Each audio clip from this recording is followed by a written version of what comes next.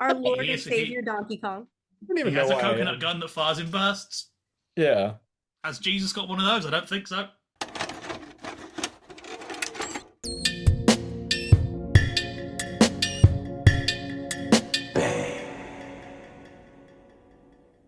Hey there, Toonami faithful, and welcome back aboard Toonami Absolution, where we talk about the shows that made us us and the shows that made you you. Once again, we are your hosts. My name is Alyx.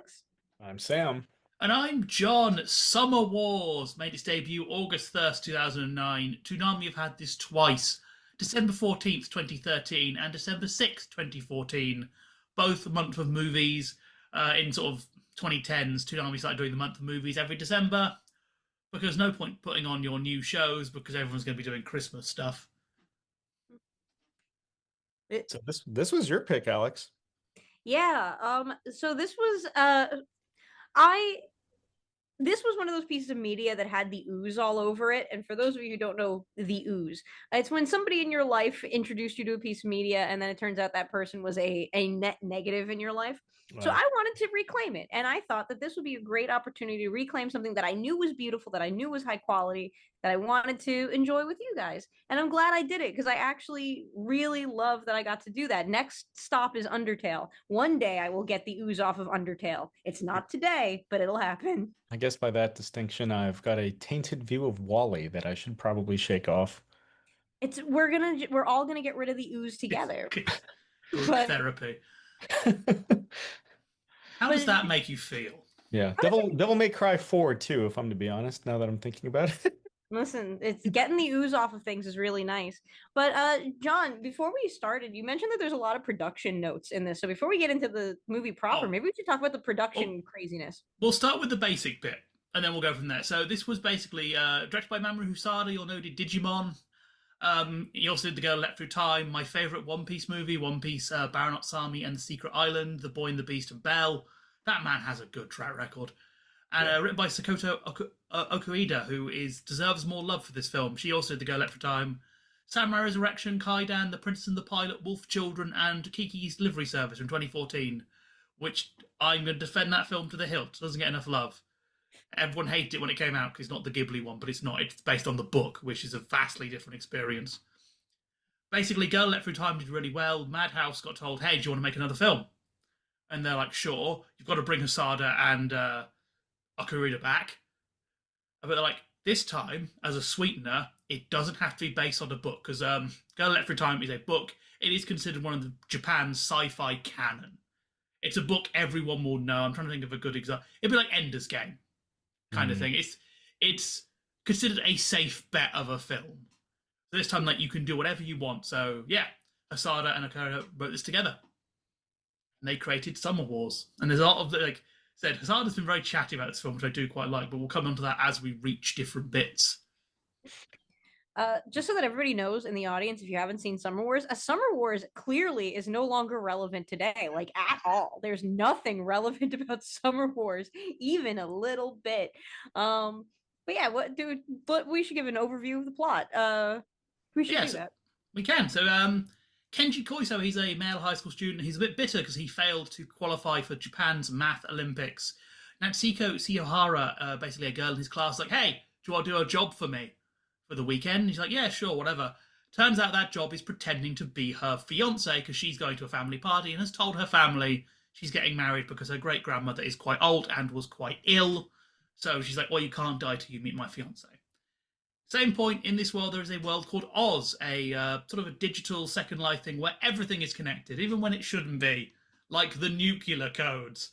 Um, Kenji is someone who sort of oversees a little bit of Oz. He's basically a code monkey. But turns out there's a weird AI on the loose that's stealing accounts, and that's basically planning to destroy Oz and take a good chunk of the world with it. So Kenji and this family have to team up to defeat Love Machine, our weird AI. It's I'll say it now, it's kind of funny. My takeaway from Some Wars is always the weakest parts of this film are anything to do with Love Machine. Yeah, yeah. I mean, I think the strongest parts of the film are, the family and their very complicated dynamics. One of the things that I think helps sell the family dynamics for me, um, is that it's a lot of our Funimation regulars. If you're listening to the English dub, it's kind of bananas. actually how many of our Dragon Ball favorites migrated over to, because this isn't, I don't think it was it done by Crunchyroll or Funimation? I don't think it was.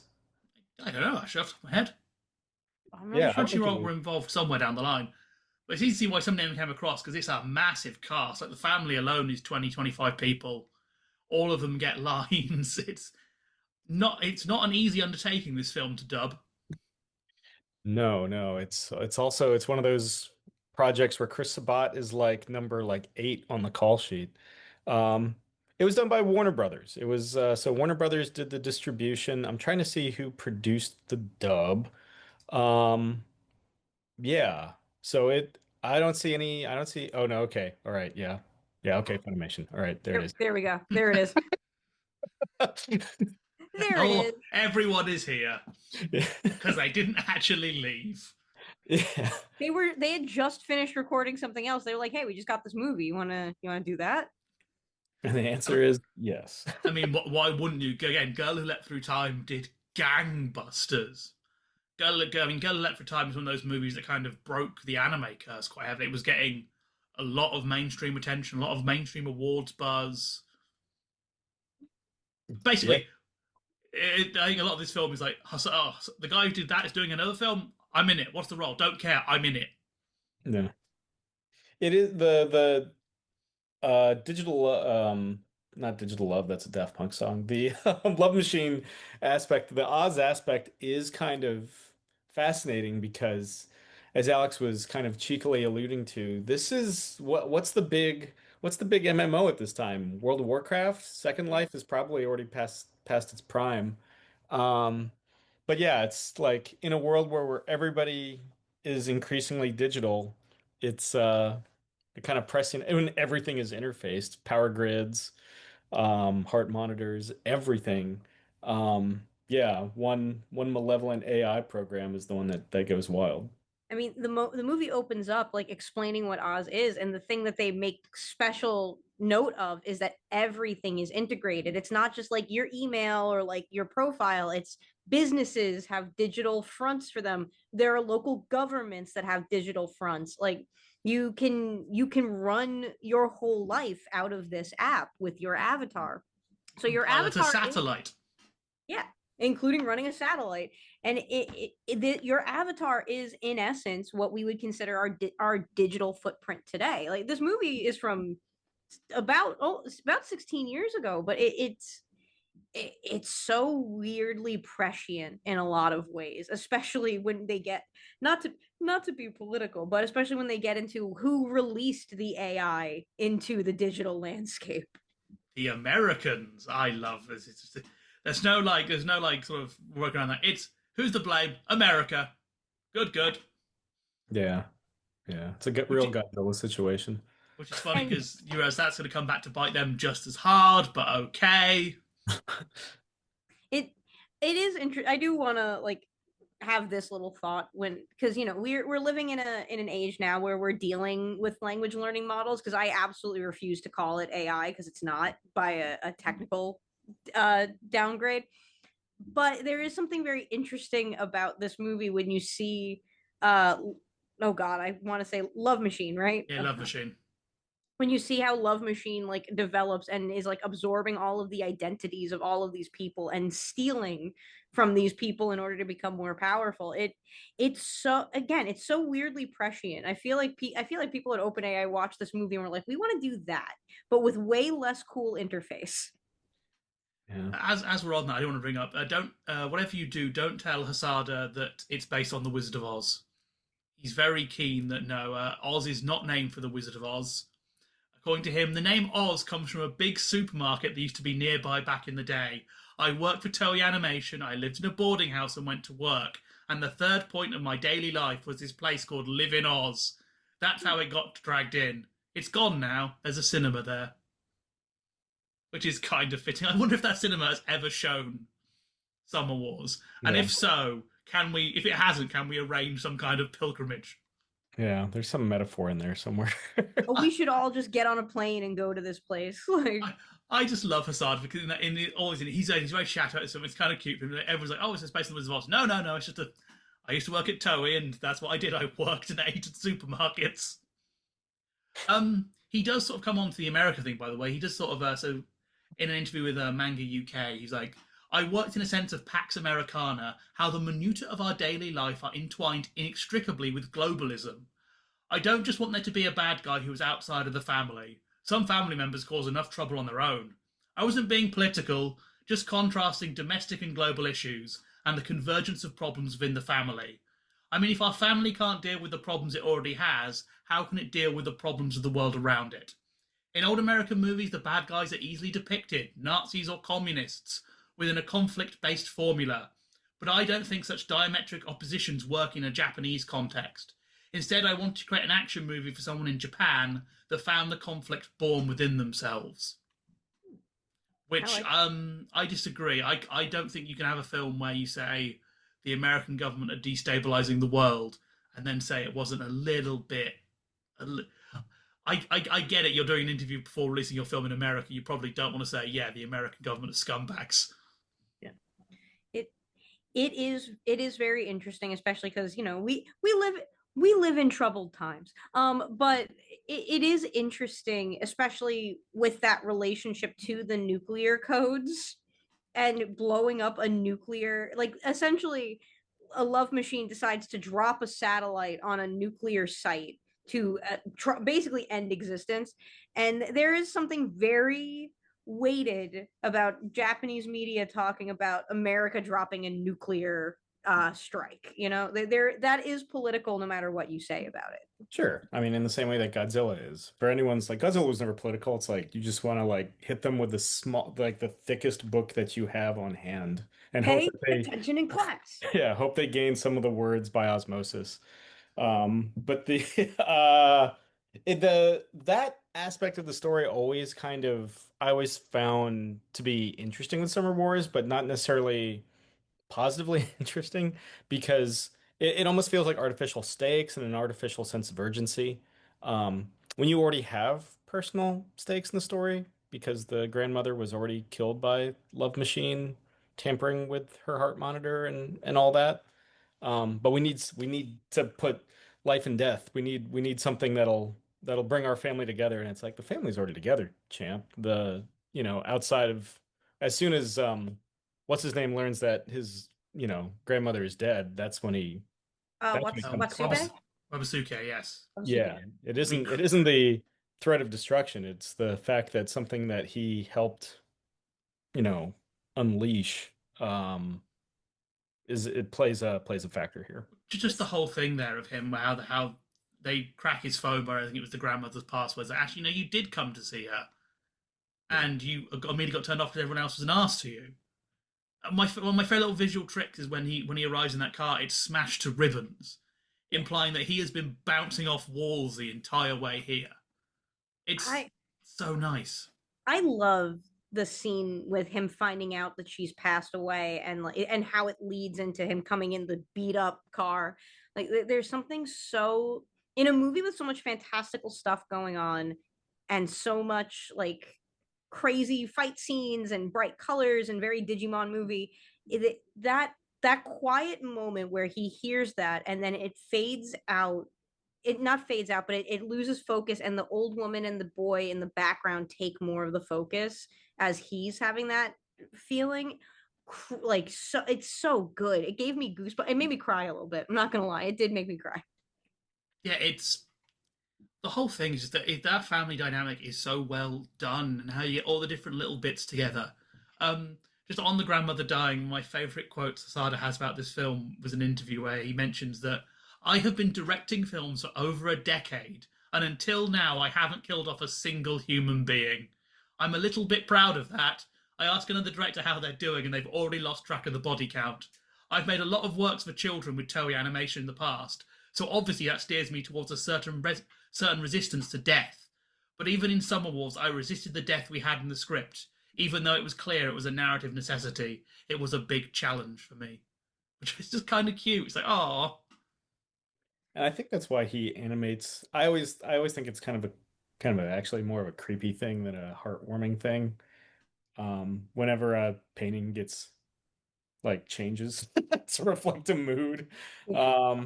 I think that's why it kind of adds that button to it. Yeah, it's like Young Frankenstein when Gene Wilder's grandfather painting starts smiling maniacally. In that case, it's supposed to be creepy, but here, still creepy, man. Still creepy.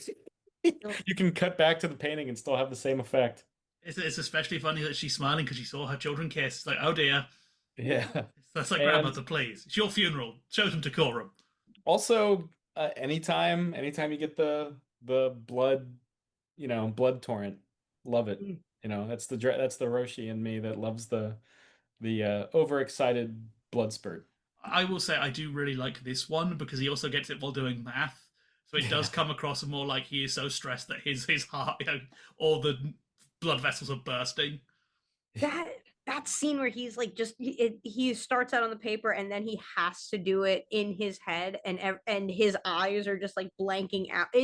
There's something very Chainsaw Man about that whole little sequence that I adore from top to bottom. Like everything that's going on with him is they do it so well.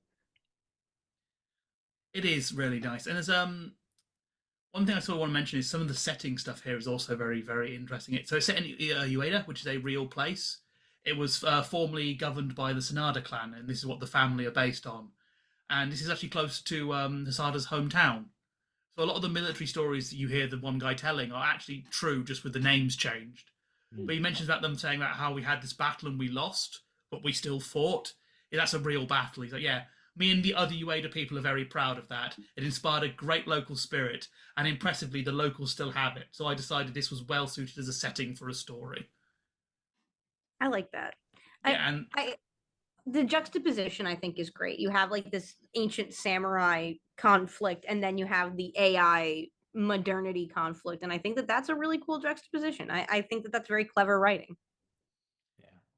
Yeah. yeah, I think a big reason why the sort of the family stuff does well for me is apparently Sada said this is actually based on a real life experience. Hmm. He mentions that, well, after the girl who let through time wrapped up, I got married. And it was great, but being an animator, I'm pretty used to my solitude. Getting married means in laws. Suddenly, I had all of these new family members, and I was really struck by how those interpersonal relationships work. It took a lot of effort, and sometimes those new family members are hard to deal with, but you can also make a very deep connection with a total stranger. That really meant a lot to me. I never thought of the idea. I never really thought about the idea of family being the theme of this film before, but it somehow just clicked into place. And yeah, because one of my favourite moments is when Kenji gets arrested and he pulls back to go to the grandma and like, thank you for hosting me. I realise I've made a horrible mess of this whole situation, but I really respect you.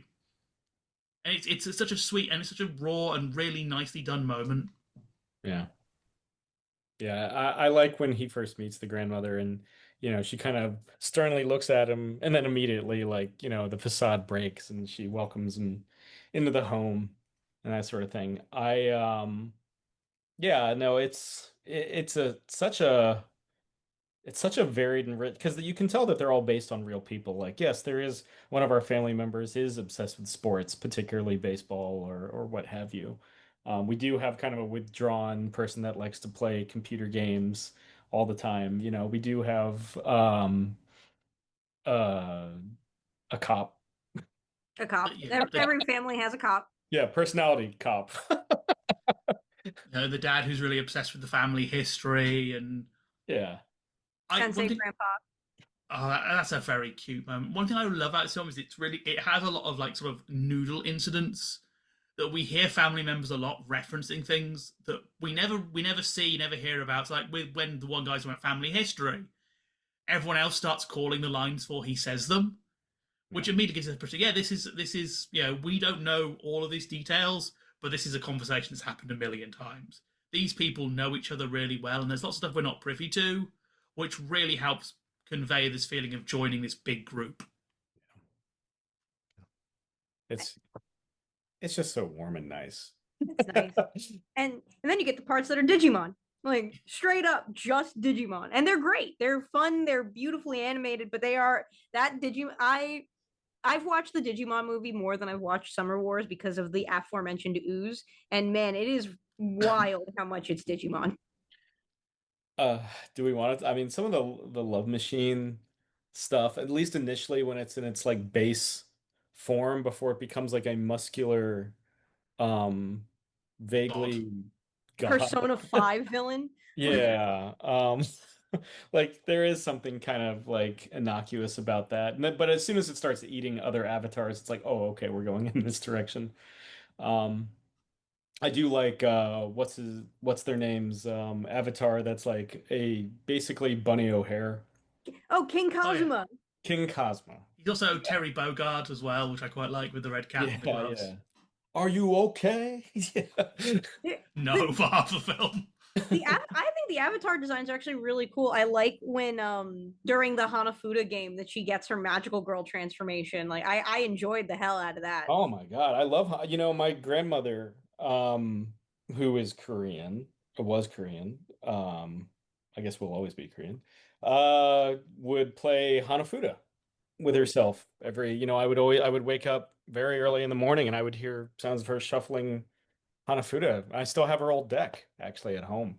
So it's anytime Hanafuda comes into it, it's like I know this is one of the foundational elements of my connection to my East Asian heritage is Hanafuda. So it was really cool seeing the big climactic showdown basically coming down to a Hanafuda game. Do you know the rules of Hanafuda? I know what cards match with what cards, and if you make certain matches, they're worth more points than other matches. Yeah, 'cause I have a base knowledge of it, and I was trying to work out how right the gameplay was by the end. According to my math, and I might be wrong. 'Cause again, I have a very rudimentary knowledge. It did seem that it was actually correct how it was working. It's a pretty simple game. It's basically you're matching, it's like Kind of poker-esque. poker-esque, but it's also a little there it's like poker meets the Mahjong tile game and that you're matching different patterns, but there's certain patterns that carry heightened point scores based on like number of like yellow flourishes on the card or whatever. Um, it's a pretty simple game. It's not, I don't think they take too much creative liberty with it's like you can't take too much creative liberty with like checkers because it's checkers. It's a lot of maths to make sure you don't have you for a while don't have the exact number you need to gamble. Yeah, yeah. I will say this. I'm not familiar with the gambling aspect of Hanafuda. Surprisingly enough, me and my grandmother never gambled. Ugh. We didn't have that kind of thing going on, but yeah, so I don't know anything about the stakes. I just assume it's like any gambling-based card game like Baccarat or Chemin de Fer, which I suppose is a form of Baccarat, but yeah, it's all that kind of stuff. It is funny to me. I like the Hanafuda aspect because it's yeah, it makes sense. This thing is obsessed with games. It kind of loses to the first game of yeah, what since humans invented games, what the first thing we started doing was gambling. So gambling is such an inherently human thing because there's no value in it, effectively. Oh man, if we're talking about things that foreshadow our society today, Yeah. sportsbet.com. But you can beat the AI in this fictional world. You can't on sports betting. Yeah. And it's specifically the way that it beats the AI is because the AI is constrained by the arena. Basically, like you have to follow the rules, and the AI can't use its omniscience to break the rules in this case. And I really enjoy the Hanafuda scene, not just because it is like the first game, not just because it has a beautiful magical girl transformation sequence, but it manages to capture. You also have the character who's playing Hanafuda in very traditional clothing. You have her being a traditional spirit looking character. And again, the juxtaposition here is so fascinating to me on like a personal level. And I feel like I was joking before, the movie feels so relevant in the year of our Lord or Satan 2026. I mean, it all depends on who you call Lord.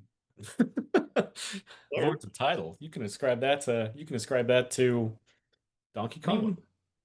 our He, Lord he and is Savior Donkey Kong. I don't he even know has a why. coconut gun that fires in bursts. Yeah. Has Jesus got one of those? I don't think so. Turn the other cheek towards this Glock. Anyway, You know how to use one of these? You know how to use one of these? Yeah, it's even the sort of the contrast thing I realize is how we even when they're setting things up, what does one guy bring? He brings his fishing boat to power their computer setup. It's like all their traditional jobs all come back to feed into that final battle. I, Even we even joke about sort of Kenji.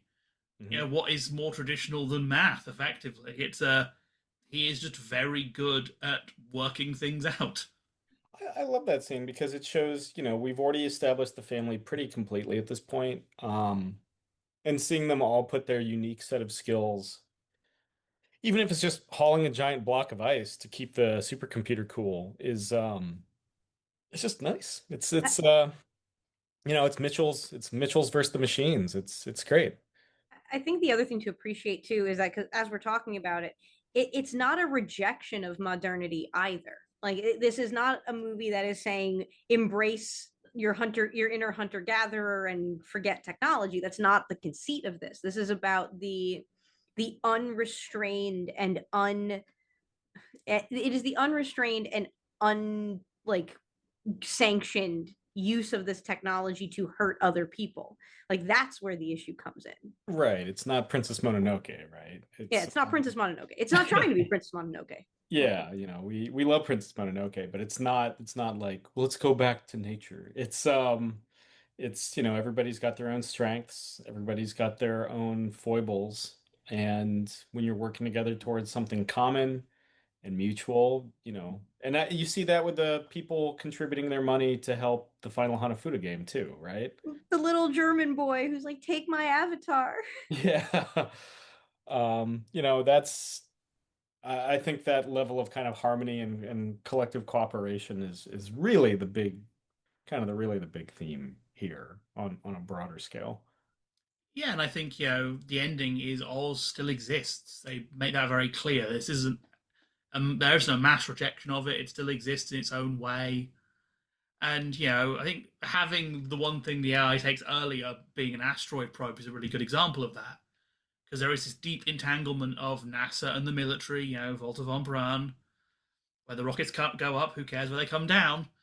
But it's the idea that this technology can be used for really terrible things, but at the same time, it's some of humanity's best stuff is very similar. There is very little difference between a NASA rocket and a V2 missile, but one is humanity's greatest achievement and one is a horror story. It Before we get into final thoughts, because man, there's a lot to talk about with this movie. I think back to the internet at this time period in like the early 2000s and the 2010s, and now we're moving more towards the dead internet theory, which I'm pretty sure you guys are familiar with, but for anybody who isn't, the dead internet theory is basically that eventually the internet will be devoid of people and it'll just be bots talking to bots and just feeding into each other's endless loops. And this is not a rejection of the internet. It's not a rejection of the technology. It is a rejection of the isolationist internet that we have kind of moved into in this the year of our Lord 2026. Like Oz is a place where people were supposed to find community, and the introduction of this parasitic force is what drained it of its community. But do we have any thoughts before final thoughts, or shall we move into final thoughts? John, you've got a lot of. Do you have any more? Uh, no, Hosoda. I do have a little quick. You want to know how well this film did? Hmm. Oh yeah. Yes, currently 81% critic, 80% audience on Rotten Tomatoes. Critics are what you expect, that the last act is a bit contrived, which, can't disagree with that. In Japan, on its opening weekend, it made 1.3 million US dollars and made 17.4 million overall, opening up to be one of the most popular films of the year in Japan. USA didn't do very well. Only made a sort of under sort of 100,000 and only made 80. Worldwide gross, it did not do very well. A worldwide gross 18.4 million, which is still very impressive. Became a bit of a cult classic. So we do know that of the December 2013 airing on Adult Swim, it got 1.36 million viewers, which for an Adult Swim viewing in December is very impressive. Keep in mind December 13th, and pretty much all non-Christmas things go off a cliff ratings-wise at that period. So very solid, did very well, made the money back. Yeah, that's why Hosoda is still. Everyone's like, keep making things Hosoda, hence why we get Boy and the Beast and Belle. Yeah. Hit those final thoughts, my friends. Yeah, it's a bright, family-centric I like Hosoda. Hosoda is one of my favorite, animators that's working in Japan today on feature films, because of stuff like this and Bell and all that great stuff. Um, it is always funny hearing the Funimation regulars voice something. Cynthia Cran's basically doing another riff on Chi-Chi for a Chi-Chi-esque archetype. But yeah, no, it's a pleasant time. I hope you overcame your ooze. Yeah, this is a great film. It's one of them I would just suggest if you haven't seen it, just watch it. It's really well done. I mean, as I said, for me, the bit that does the least for me is the digital world stuff because his family is so well realized. But even sort of that not being as strong isn't bad. It's still very enjoyable. You'll cry, you'll have a good time.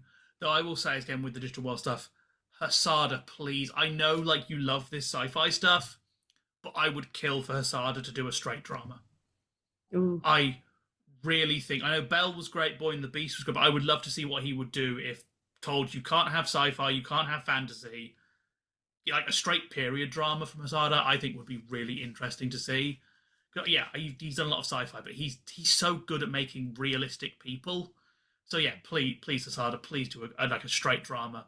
I think it would be at minimum it will be good. Yeah, I agree with that. I would love to watch an Asada straight drama, but I'm first of all, this did wash away the ooze for me. I'm very happy to have revisited it, especially because I get to talk about it with you guys. It it is in just with the reflection of the ooze, it is the kind of movie that I think would be very easy to misinterpret or very easy to kind of take what you want out of it as opposed to what it's presenting you with. And I think that I'm guilty of that too. Everybody is, right? That's just the nature of human consciousness. But it reminds me of a thing I see floating around on the internet these days, where it's like the reason why a computer can't create art is because a computer cannot fall in love, nor can it commit seppuku. And this is kind of proof of that. I think it's a gorgeous movie. I think it's well worth it. If you have HBO Max, it is on HBO Max. Definitely check it out. And it's worth about 2 hours.